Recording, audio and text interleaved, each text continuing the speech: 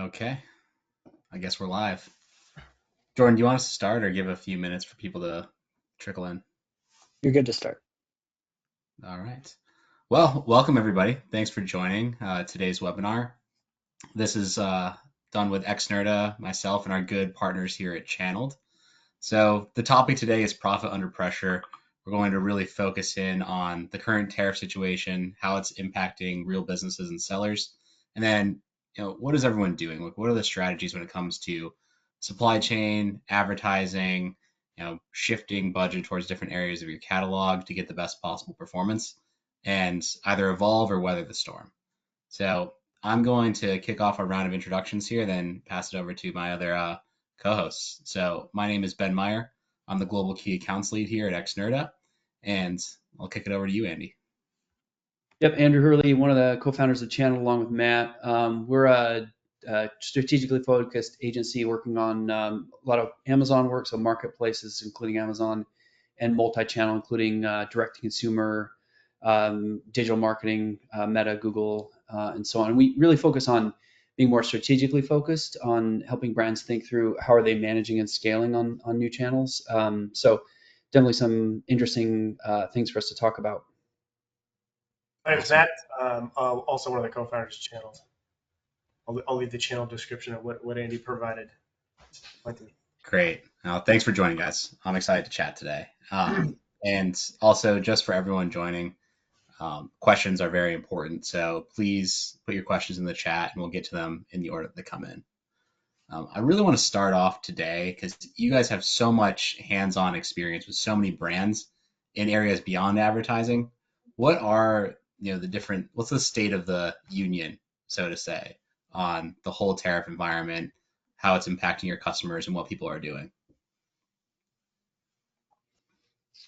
Yeah, go ahead. The tariff environment today is one of uncertainty and dynamics, right? I think everybody's afraid. Everybody got shell shocked in the beginning when the announcements first came out. Of course, there were the very, very high tariffs. We don't necessarily need to go into the weeds of what the tariffs are with every individual nation, but very, very high in place. Of course, the elephant in the room is, the Chinese tariffs. Tariffs are very high. We've now shifted into a place where most of those tariffs have been paused, with the 10%, on all imports being applied, while, quote unquote, trade agreements are being hammered out with individual nations, which will then affect those individual tariffs. So right now, of course, many brands are facing these uncertainty headwinds, which are, what does the current tariff environment look like, and what is the future tariff environment going to look like? Nobody knows. July 9 is the timeline right now for the expiration of the current pause. Other countries which had also been named with reciprocal tariffs, meaning the U.S. was going to impose tariffs on products within categories that were being tariffed by those nations reciprocally, are also on pause. But many of the brands that we work with, many of the brands that are selling in the marketplace, one thing that is certain these days is it's going to be pretty hard to escape those tariffs, right? Those tariffs are going to apply to each and every country. Yeah, no, I totally agree. And it's very interesting. So how have you seen, I know the reciprocal tariffs are another topic we were talking about. So a lot of people are trying to reorganize their supply chain, and they're finding different tariffs in different countries that they didn't realize were going to be more impactful than maybe they were originally sourcing from. Can you guys speak a little bit to any stories or experiences that you've heard? Yeah, I mean, we have. Go ahead. Well, yeah. So I'll go and then you can jump in. We have some brands who have, Matt was talking about the current state of tariffs. There's a pause, but one thing that has not gone away is the uncertainty around what is or isn't going to happen after that pause. And so, you hear news about how that's impacting consumers, and there are some reports saying consumer confidence has come back with to a better place with the announcement that this 90-day pause was put in place, but other reports saying it's not quite back there. And we've seen, I think in general, somewhat resilient consumers, especially on Amazon. There's continues to be good demand and performance on a lot of the categories that we've that we're working in, which kind of covers a wide swath of consumer products across kind of every category. But still, there are brands who either have considered coming into the marketplace or coming to the U.S. market or doing something like a channel expansion that are very concerned about the level of uncertainty, and they're either exiting entire product lines as a result of it because they know that, for example, they manufacture in China, which has a lot of metal and aluminum. We have brands that work in the furniture category. They're either actively exiting categories because they know even at 10% additional tariff, that's not going to be a competitive place to be. Or they're taking a wait and see approach, which is also, not particularly helpful, right? Because there are other brands who are out there not doing that. They're actively working under the assumption that there will be a resolution to all of this kind of uncertainty at some point, and they're acting as if that's going to be either the current state or maybe even get better. Matt, I don't know if you had any additional points on that. Yeah, some of the brands that we're working with, and let's also remember, right, take a step back. Everybody's focused on, the news recently, right? The news cycle going back to February where sort of this tariff, acceleration or elevation was put in place. But, if we look back to, the first Trump administration, there were tariffs that went into place then that have already put a lot of things in motion with some of the brands that we work with that had already started exploring external, or adjacent manufacturing locations to China, in search of, places where they could avoid some of those duties and taxes. But again, remember, these are not simple problems for businesses to solve, right? It's not as easy as just pick a place where there's no tariff and let's go manufacture there. Do they have the manufacturing capability? Do they have the quality? Do they have the capacity? Those are all things that are in play right now. And as some businesses that we've worked with had already made some of those moves, it's a little bit out of the frying pan and into the fire, where some of these things we're going to talk about sort of apply to everybody. Nobody avoided this. Brands that might have moved, for example, from China to Vietnam or Thailand or Cambodia, or Sri Lanka or some other place like that, are still looking down the barrel of possible tariffs being implemented. Again, we don't know what they're going to be until these trade deals shake out.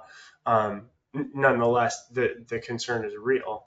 And so, I guess if we translate that into, actions that brands are taking, right? It's as Andy was talking about, do we, exit certain product lines because, the profit margin's not there? Selling format is a big question in the middle of all of this, right? Meaning, do I sell, for example, to Amazon as a vendor, or do I sell to Amazon, representing myself as a third-party seller? If I sell to Amazon as a vendor, changing my prices to reflect, the increased costs driven via tariffs may not be possible, right? Or it may be a very difficult and long held discussion whereby, Amazon initially, at least, and again, this is within the context of what we see every day. Amazon, as you would understand, has been pretty resistant to price increases with most of the vendors. Because again, that's a slippery slope for them. Meanwhile, in the background, we've seen things like direct import orders from Amazon Basics and Amazon Essentials being canceled wholesale by Amazon for Q4. That's out in the news. So again, there's the, do I manufacture elsewhere? Do I change my prices? What can I do within the confines of my selling format, 3P versus 1P? We'll get into a little bit more of that. And then I think we've covered the geography of it, so far. We can talk a little bit about, nearshoring or looking at bringing manufacturing closer to home. Brands are definitely doing that. We've worked with businesses that have already been exploring that, even in advance of these tariffs. But again, it's very, very category dependent. It's very, very difficult to make those moves. In some cases, the manufacturing capacity and capability might just not be there. Yeah, exactly. It's a hard thing to wrap your head around, that the manufacturing capability is just on a different level in these places where everyone's historically been sourcing from for so long. It's such a tight window to expect people to have to nearshore or even move things into the U.S. That brings me kind of to my next point here, is profitability modeling. At the end of the day, we can't just be bleeding money forever. We have to figure out which products are going to be profitable And then there's a lot of inputs into that beyond the supply chain, but also how much you're spending on advertising and then what your competitors are also doing. So can you give us some insights into how Channeled is kind of approaching profitability these days? Yeah, I mean, we've kind of always done this, but I think it's increasingly more and more important. And even brands that we work with that are, billion-dollar plus brands aren't always good at understanding their channel models, or really what goes in. I think specifically into selling on a marketplace, right? Like they may be used to selling in a retail format where they get a purchase order and they are issued a payment, and so they come to Amazon and it's a whole kind of big learning curve. But we always start regardless of where brands are, no matter how big they are, how small they are, um, building out channel models, right? So we'll analyze product SKUs and build a fully built out model that includes all costs, including assumptions on advertising, fully landed costs, and then that allows us to really understand, if there are product lines that have good margins, you can lean into those, right? That informs an advertising target, budgeting and ACoS and TACoS targets for SKU by SKU. And it also helps us make decisions or be informed about when we go back to a brand and say there is no margin to advertise on particular products, or even more dramatic than that is why are you even bothering with these products in the first place, right? They're not sustainable. You're in a competitive environment where your margins are too low, your competitors are selling at a more aggressive price, and you're not going to make money on these products, right? And I think sometimes brands, especially the smaller brands, get very, very attached to kind of pet projects or pet products that they really love, and that's understandable, right? They're kind of tied emotionally to those things, but we will make very clear that there are cases where you should stop selling certain products or reduce advertising spend based on what margin looks like at a SKU level, and I think that's really really important because then it allows you to run having good strong understanding of what your financials look like allows you to really lean in and focus on where growth is profitable and can be profitable. Yeah, Yeah. in respect to the tariff specifically, Ben, right now it's literally wait and see where we're working with brands and we're watching, they have to be, for example, landing products at ports and getting those actual tariff bills. Sounds almost laughable to say that out loud. It's so simplistic, but there was actually a while there while the administration was falling down on collecting any tariffs and duties. So brands were kind of in the dark. They didn't see what those actual duties were. So once we see those coming in, right, talking to all the things that Andy was talking to, it's, being hyper vigilant about having an understanding of what, your cost structure is. And like, again, if we step back for a second, I think, a lot of brands have been through a bit of a roller coaster, right, since COVID, Yeah. right? I mean, COVID hit, e-commerce took off for everybody. There was, demand and consumer sentiment hit all-time highs. We all bought too deep into inventory. We all paid through the nose for shipping. We've seen those costs go up and down. And so, we've emerged into this place where, we had resumed a pretty steady and, strong level of growth from sort of 22 through to 24. And, we're still in this place where even absent this tariff discussion, we'd be telling brands, right, we're in an increasingly complex place to sell in the marketplace, right? Everything from managing FBA fees, right, to like advertising cost and complexity, labor associated with it. And so it makes being margin aware, that much more important. And I think the one other thing I wanted to add to what Andy said in terms of understanding your cost is we're making sure that brands aren't making these decisions within a vacuum, right? Where we go, look, you understand what happens to you. You're getting duties, you're getting tariffs. That's increasing your landed cost. There's an impact to margin. There's still the case, which is what is the context of the marketplace and the category? What's happening, right? Like, are your competitors backing away? Are they selling more? Are they selling less? Like, what is happening to the average cost of advertising? What's happening to traffic in your category? This is having, quite a different impact on different price points, right? Basic everyday essentials, are still somewhat protected. High dollar luxury items, are going to feel the pinch on this first. And so I don't know, Ben, if you want to transition past what we're talking to into anything specific to advertising, but I'll toss it back to you. Well, and I just wanted to like say a couple of things, right? So we were talking about how we would look at and build out a model, right? But that kind of the next step is After that is then to think about, okay, that now you have the basic understanding of your channel model at a SKU level, and then maybe by portfolio, right? So you group those products into, like products, price points, themes, whatever it is. But then also looking at selling format becomes really, really important too, right? There may be, and there are a lot of cases where you don't want to go right into FBA. FBM and being in a dual format is important. And then also looking at, with all the increased costs around inbound placement fees, looking at having a 3PL, right, that has, beneficial locations, right? Bi-coastal, using Amazon warehouse and distribution as an upstream solution that costs less money. That makes sense on some certain types of products based on their dimensional weight. But again, that's, I think, an analysis that brands should be doing, right? Because of these pricing pressures, it becomes even more important, right? I think there's a lot of what has happened on Amazon over time is, it has been the case where in the past you wouldn't necessarily have needed to run your business from a financial perspective in a very kind of tight and managed way. And now you absolutely need to, right? Amazon rewards brands that have a very clear understanding of their inventory, right? You have good inventory practices. You are turning over your inventory. Your inventory performance scores are good. You're not parking your inventory at Amazon. That's very expensive. They don't want that. They want it to sell. But these upstream solutions like Amazon warehouse distribution or having a third party that can help with some of that, and then thinking about your selling format, right? When does it actually make sense to not be an FBA? I think is really, really important for brands to consider, right? Especially now with all these increased fees, right? And if it starts working, you get velocity, and the analysis says you can make profit on or do better on FBA, and your sell through is obviously going to be better.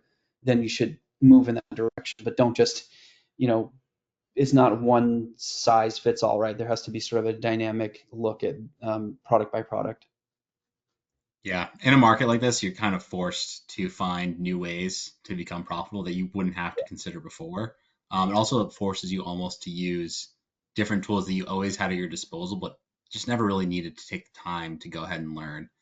From the advertising perspective, a big thing that comes to mind is using Amazon Marketing Cloud, just because it realistically is a free or very cheap tool that Amazon will provide to you. But if you have enough data, even if you're not a big DSP advertiser, you can use it to overall improve your ROAS and your return and your efficiency just through audience building. So that's one thing that I really see people leaning in on. The other thing is just shifting like an overall strategy, away from just growth and ranking towards, how can we be as efficient as possible. So again, agility matters. I think we covered that topic pretty well. I'm going to move on to the next slide here, where we talk about a few specific scenarios. And I'm going to let you guys take these ones first, just because you are, more hands-on with your brands. So yeah, I'll let you go for it. Gotcha. Yeah. So in this first scenario, sort of high risk products, we talked to some specific examples, but to put a finer point on it, yeah, there might be those businesses that are working with those products which have relatively thin margins to begin with, before any increased costs. And the increased costs leave these brands with little options, right? It's either, an increased cost, which they pass along to the consumer.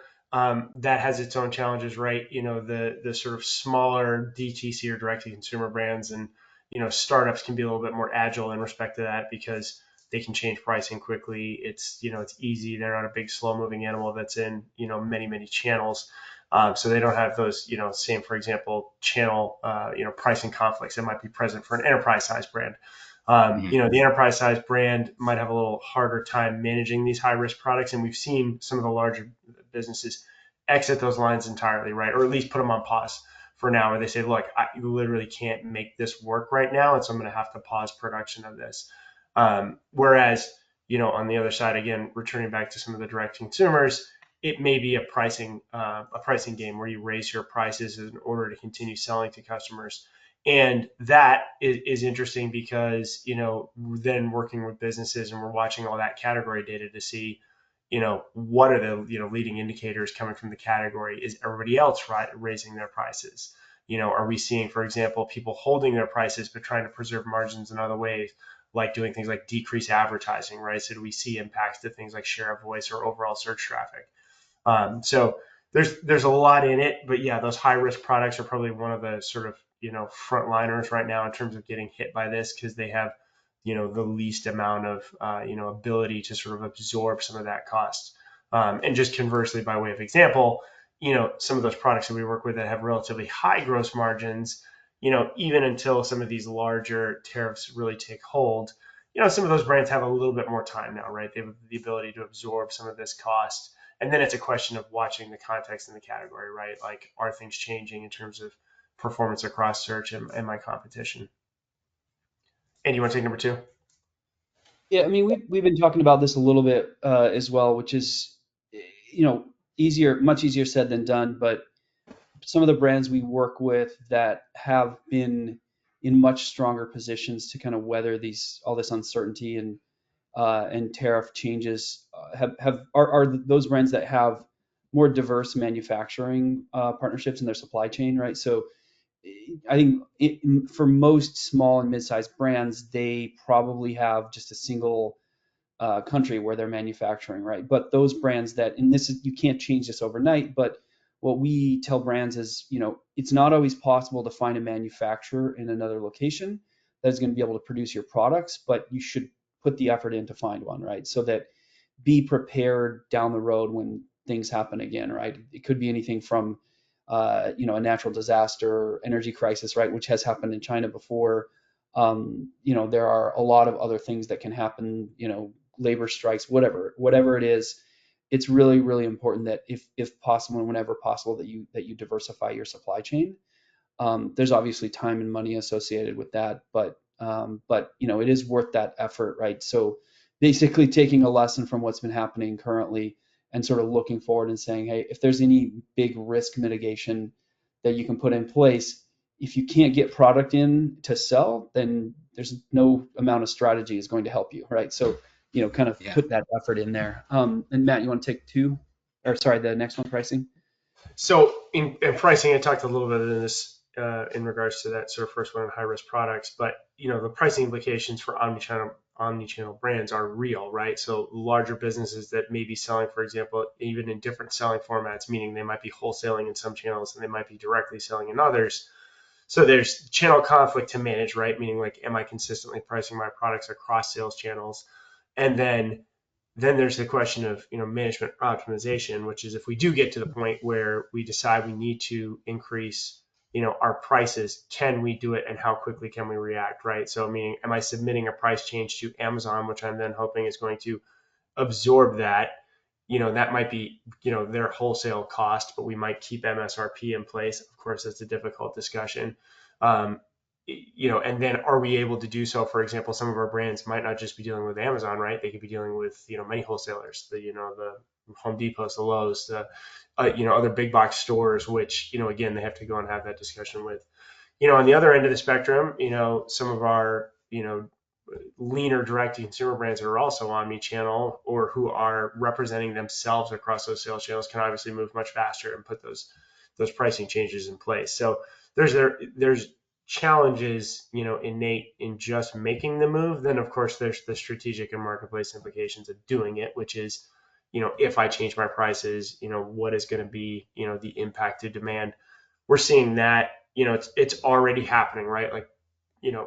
brands are raising prices, retailers are raising prices. I think Walmart is probably one of the first ones to break rank on this and come out and say, look, like, prices are going up.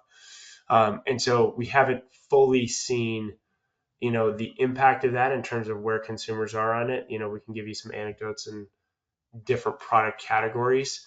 But again, I think the one thing that is certain is the pricing changes are coming. I think everyone hears a lot of noise out there too, especially on like LinkedIn and different spheres. Like I remember when this tariff news first broke, every person was offering, we'll take you from 1P to 3P service. But Right. do you think that is really going to be a long-term shift throughout the rest of this year? Is people that were 1P starting to look to a hybrid model? And is Amazon even allowing that to happen? It's certainly something that is a large part of the conversations that we have recently.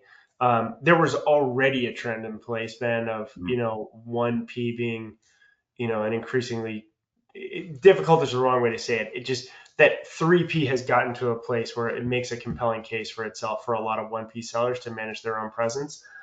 Now, when you add in, the increased costs and trying to manage that relationship, yeah, it's definitely has a lot of brands looking at it because, for example, right, like we deal with brands who might just recently have been having arguments with Amazon because Amazon has recently been instituting, regional suppressions on their products, right? Because Amazon decided, what, shipping costs got too expensive.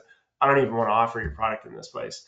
And then Yeah. you show up and say, oh, hey guys, on top of you regionally suppressing me in those places, how about a 10 or 15% increase on COGS? Right. And so you go, one thing is it's almost binary. It's the ability for the brand to sell versus not. The second is control, right? Like if the brand is in the driver's seat, representing themselves in the marketplace, they can make those changes quickly, right? You can back away from product lines that you might be having trouble with as a result of these, increased pressures on margins more quickly. So it's definitely happening. We're seeing a lot of brands who have either accelerated that decision, or are looking at it more closely. Just in the last week, several of our large 1P partners are now to the tune of asking their vendor managers about it, considering the move. So it's definitely it's out there on the horizon. Well, and I think that often happens with brands that are in vendor. They don't have the visibility, right? They're sort of trusting their vendor manager. And in one specific case, there's a category leader that we work with. They have one of the, like, probably the top product in this category. And we were able to show them, and they're sitting on a lot of inventory. They way over purchase, right, for other channels, right? They're in major retail, Home Depot, Lowe's, all those places.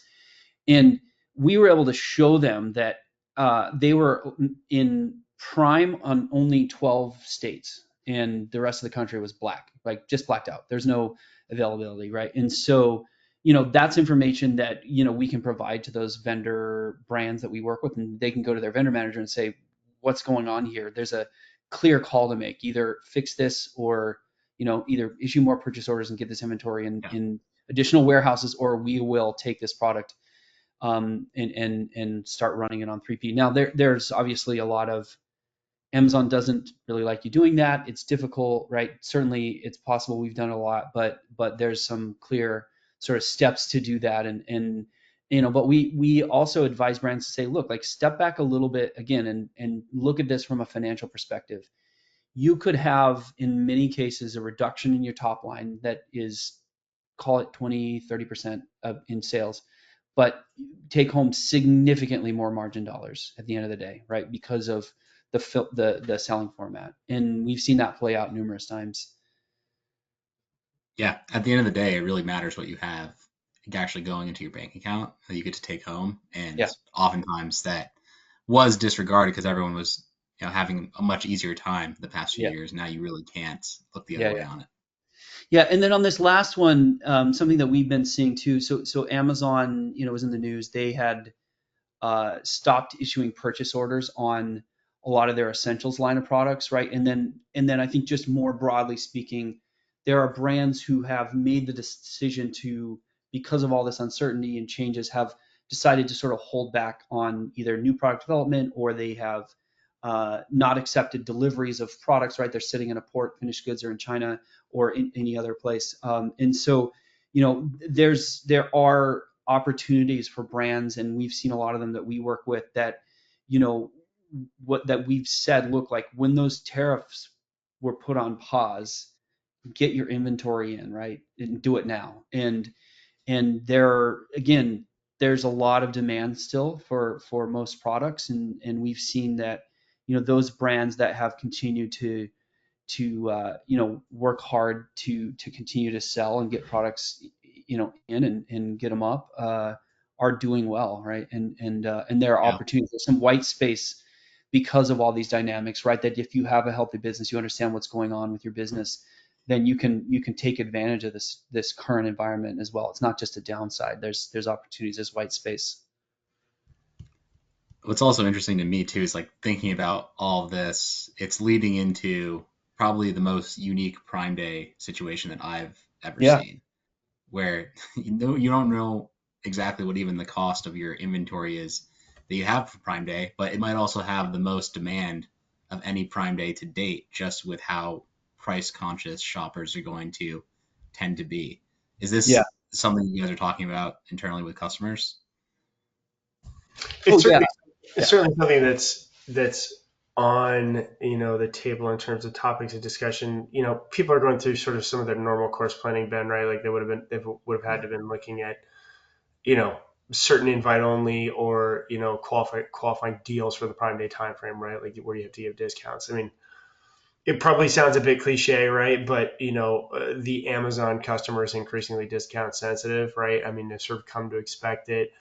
In today's climate, yes, that probably holds true. I mean, I think just given the general level of uncertainty and there's that sort of vagueness, which is we haven't really seen it in key performance indicators in the economy yet, right? We haven't seen anything fall off a cliff yet in terms of consumer confidence, interest rates, employment rates, all those sort of things haven't really reacted yet. So it's this weird place that we're seeing with brands where consumer confidence is kind of sort of okay on the marketplace, right? Like brands are, Yeah. it sounds like a terrible way to describe it, but are kind of sort of okay. We've corrected from, the expectations of a strong 24 continuing into 25 back to a place of, I'm sort of at or a little bit above where I was last year, and I'm happy there as a brand.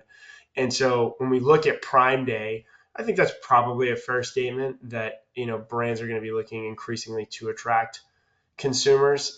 Discounts are going to play a role in that. Advertising certainly going to play a role in that. And then of course what brands are doing off marketplace, right? There's also that increasing component of brands increasingly coordinating Prime Yeah. Day promotion off marketplace, driving that back to Amazon. So yeah, I think it's very, especially with the one other thing I'd wanted to bring up, right, which of course I'm sure everybody's thinking about, which is sort of the de minimis elimination, right, which is the elephant in the room. There is what happens to what were previously these available influx channels of relatively inexpensive and easily gotten goods from these marketplaces that are being affected, right? And Timu's and things like that. Um, do we see that demand wholesale shift over to Amazon? Can we displace that entirely? Maybe, kind of, sort of. The price point sort of plays out a little bit. So I think that is certainly there. And then, the other question I think for Prime Day, which is what people are asking, is if we're talking to those brands that do have fairly large or material Prime Day expectations. Now the question is a little bit, what's this going to do to my inventory position relative to the rest of the year, right? Because I have this thing hanging over my head, which is, do I order now? Do I wait to order? How much inventory am I going to expect to move through? Is that something I'm going to be sitting on surplus afterwards? Or did I, take a big bite out of some of the inventory that I'm trying to let ride for a little while some of this plays out so I can avoid, purchasing with these higher duties? Yeah, and the challenge now too is we're just approaching the deadline where a decision is supposed to be made, and there's no whispers or knowledge of what could happen. I think it's completely up in the air, and we won't know until maybe a week before when we start seeing some news articles trickle out which way things are really leaning. Right. Yeah, And I mean, one of the, Amazon's own house labels do tremendous amounts of business on, Mm-hmm. their tentpole holidays. And there could be, again, we don't know, but there could be a pretty material impact in how present they are if, they're pulling back on a lot of their own house brands. So like, as Andy alluded to before, that could be opportunity for other brands, right? Literally just being there. If the whole line steps back and you're standing there, you might have just gained some ground in terms of market. So there could be opportunity for a lot of brands in that, but again, we'll sort of have to wait to see it play out.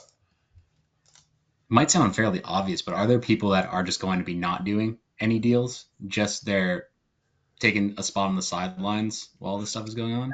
Yeah, I mean, it's a balance right now because you have some brands who might have, for example, a lot of the larger businesses are purchasing, 6 months to a year out, right? So they've sort of already planned for this period of time, and now the question becomes, do I stick to plan? Meaning, like, if I'm pacing relative to the pro formas I built for this year, do I just stick to plan and know that, because in those cases, they might already have the inventory, the cost hasn't hit them. So the question becomes like, okay, do I just continue to, sell at my normal prices? Or the question becomes, do I try to stretch some of that inventory to avoid, reordering and repurchasing on stuff a little bit sooner than expected or later. And so we're having those discussions with brands where they're deciding whether to, quote unquote, sit on the bench or get in the game. Well, and Prime Day is always like this shiny object, right? Oh, it's a huge sales day. Of course it is, right? But by and large, it's a great day for Amazon. It's a great day for small electronics, home and kitchen, pet toys, right? And so there are just some product categories that have never done and will never do well on Prime Day, right? That you get a benefit from the increase in traffic, but often brands feel like they're going to miss out on something if they don't offer a huge discount. And then you go look at the analysis, and if you're in the wrong category, you end up giving up margin unnecessarily, right? Because it really didn't impact your inventory turnover, and then you just gave up margin because you felt like you needed to run a deal because it's Prime Day and everybody's doing it. And Yes. I mean, people don't always realize too, like how thin in general margins on Amazon are across product categories. And so you go, even in these cases where like a full tariff hasn't landed yet. I mean, Ben, we are having the discussion with brands where like the 10% across the board on top of what was already in place is enough when you hold that up against the elevated discount requirement to even be present on Prime Day, right? Like your Prime Day Yeah. discounts are elevated. And then there's the noise component, which is if everybody's discounting, am I even gaining visibility on that day, right? And so some of those brands where even just the 10% is in the mix are like, oh man, I got to go from 15 to 25. I can't play at that level. Especially when it comes to advertising budgets too for Prime Day. There's a couple of different ways you can approach it, and so that kind of brings us to our next topics here. But the way I look at it is Prime Day is not just the 2 days. There's a whole lead-in period as well. So there's you got to balance it, right? You could decide to dedicate more budget to the lead-in part where you're going to get cheaper clicks, cheaper traffic, and use that in conjunction with AMC to essentially try and convert that audience that you had led into Prime Day. Or do you take that budget and kind of forget your lead in and focus more on the specific days? Are there any specific strategies that you guys are using for Prime Day? If not, we can just kind of go into generally how we're approaching advertising. I think it's the answer is a little bit of both. I mean, general probably drives the bus right now, which is maybe we start general and get a little bit specific, right? Yeah. Which is so right now first and foremost it's have a very solid understanding of how performance is across the funnel, right? Like, are we seeing, for example, changes in the status quo? Is it becoming more expensive? Are we seeing less traffic across the different segments of the funnel, right? Like, however we define that, whether that's DSP through to bottom, whether we're looking at just products, brands, display, and brand video in the middle. We're looking at those things and gaining an understanding of are we seeing any differences right now, right? With increased costs, yes, like brands are looking at advertising and thinking like, okay, do I need to rethink my overall budget? Do I need to allocate away from certain ad types? Yes, like obviously we're going to be advocating for and leaning into better return, and I think better return right now is coming against the backdrop of increased complexity on Amazon. And you were talking about AMC.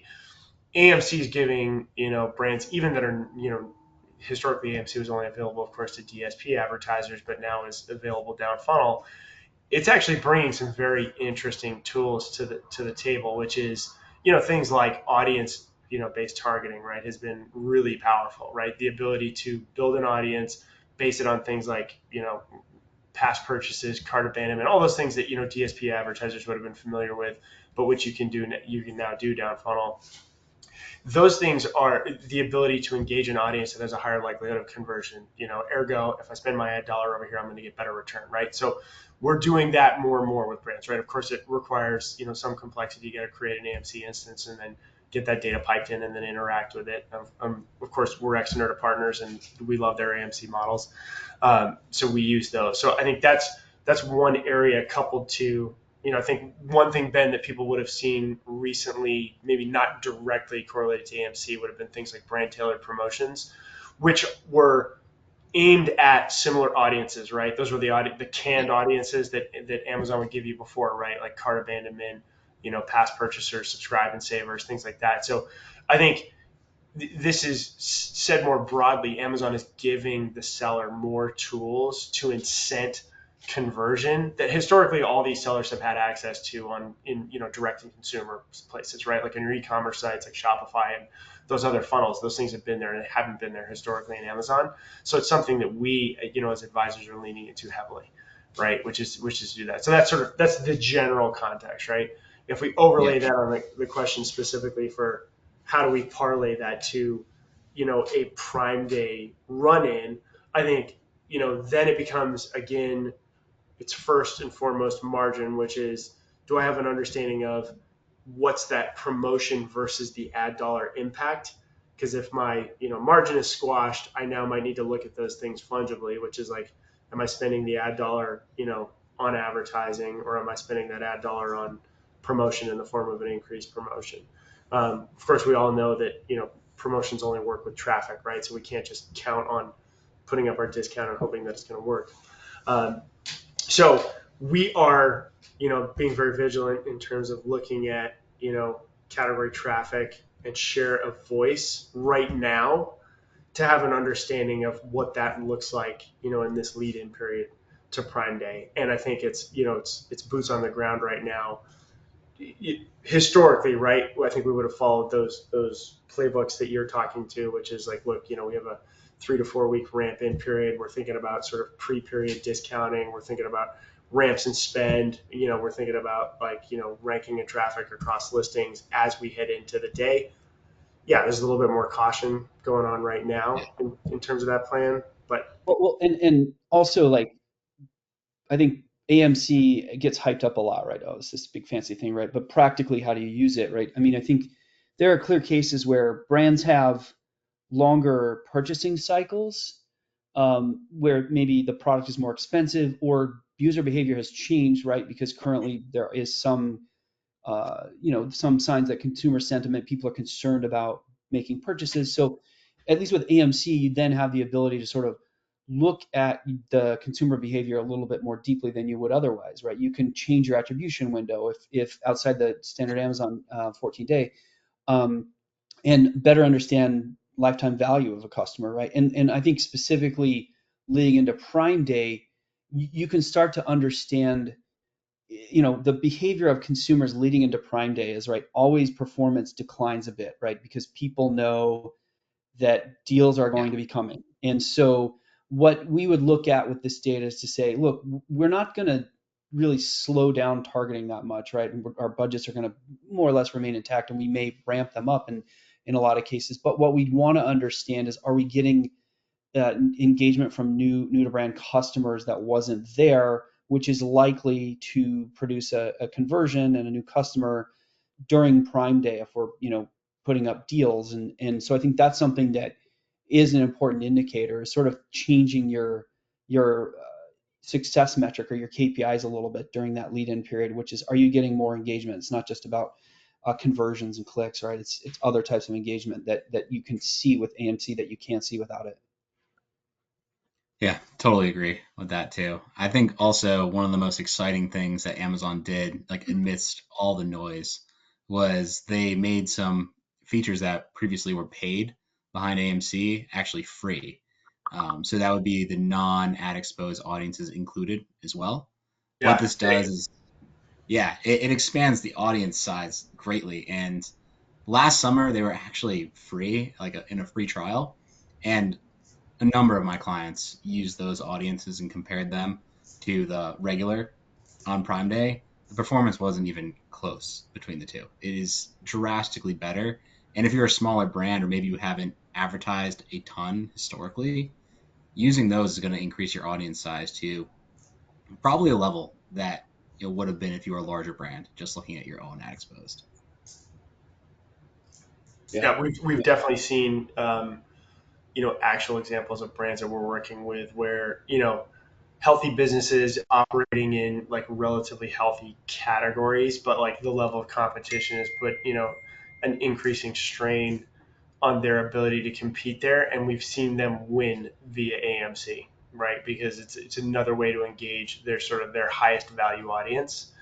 And so it's for brands like that, this one that I'm thinking of specifically, we've seen them be able to sort of pivot into that and, for lack of a better way of saying it, spend less time on sort of going to war on generic search, right? It's another place for them. So we've seen an actual reallocation of ad dollars, and we've said, hey, look, we're okay with declining performance in some of these other places, but we can engage these audiences via AMC, and we've actually seen it be a pathway forward to them. So it's pretty powerful. Yeah. Another thing too is like the complementary products is something big that you can use to advertise to an already favorable audience. You can easily see that with AMC. So combining that with like your lead into Prime Day, I think the moral of the story here is we're trying to figure out how we can be as efficient as possible. We don't want to waste any ad dollars that we don't have to, and we want to make sure we're getting the best conversions that are most profitable, especially with our limited inventory overall. Just like you were saying, Andy, you don't want to burn through too fast. Yeah. So we got about 4 minutes left here. Would love to just know what you would predict for the rest of this year in terms of tariff situation and brand strategy. That's a tough one. Big one. I think what we're telling our brands is that the stakes are way too high for there not to be tariff deals. And it will. I think it will get worked out. There's no incentive for any country, ours or any other country, to play hardball and have these crazy tariffs be in place, right? It's bad for. I think you've heard the administration in the U.S. is hearing loud and clear from business owners of all sizes, large and small, that it's unsustainable to have that level of tariff. So I think those deals will be reached. And I think inflation obviously plays a huge role, and that seems like somehow has maintained it's under control. And so if that means lower interest rates, then I think things look, we're cautiously optimistic that for the rest of the year, things will look good, and we will see some continued demand and across a lot of different categories. And then again, but like we've been talking about, that doesn't mean that it's going to get easier for brands. I think competition still remains high, and being vigilant about all these things that we're talking about, having good sound financials and making sure you have, risk mitigation strategies in place. And frankly, when you go to market, wherever you're selling, whether it's on your D2C channel or Amazon, you need to be buttoned up. You need to care a lot about your product and brand story. You need to be paying attention to the data and being competitive, right? And trying to find those customers and maximize your conversion, and then I think brands can do well still. Yeah. Yeah. I think oh, sorry, go ahead, man. I was just gonna. That's a good point there, Andy. Too. Like, there's the other side of e-commerce, right? Aside from just the unit economics of brand building and doing everything you can from your marketing, your brand story, um, your social media presence to kind of go and command that higher price. Longer term, that might be where brands need to shift to, especially if they want to, provide some cushion in their margins. But yeah, Matt, go ahead. Yeah, I was going to say, I think I generally align with what Andy's outlook for the rest of 2025 is. Like, yeah, I think most of the countries are going to be incented to get a trade deals done. In the meantime, the question remains sort of what does that do to consumer sentiment and supply chains in the meantime, right? And I think we've already talked ad nauseum about sort of the impacts and strategies, but the questions become like, okay, if trade deals, do go through, when do they go through? And, do brands all of a sudden start reordering, right? And we see a glut of ordering going to China, and, does that favor some brands over others? We don't know. Do brands end up in other manufacturing locations? Probably. I think like maybe a little bit of a silver lining of this is net supply chain diversification, right? Like brands learn that being in other places is probably a good and smart thing, and see the exposure that historically hasn't been there, but maybe they're more so heading into the future. So brands will be looking at it. But yeah, I think so far here and now, with the nuggets that we've seen of market and general country reaction to even like hints that trade deals are going to be done, like the markets seem like they're ready for trade deals to happen and to sort of positively receive those things. And so we're still optimistic for 2H 2025, right? That these deals are going to come through and we're going to see some rebound in the end of the year. Awesome. Yeah, I mean, we can all hope, right? And we should have some answers shaking out here soon. Whether are we going to have an actual trade deal, or are we going to keep going in this state? And luckily, a lot of people are starting to figure out what to do. But guys, thank you so much for joining us. If anyone has any questions about AMC, AI, or using Xnerda, you can feel free to email me at ben.meyer@xnerda.com or reach out to our team. And guys, if you want to plug channel really quickly, because you guys do a fantastic job. Yeah, just yeah. I mean, obviously, we love having conversations with brands of all sizes and types. So if you want to reach out to us, just email one of us, Matt@channel.net or Andrew@channel.net. Happy to have a conversation about whatever's on your mind.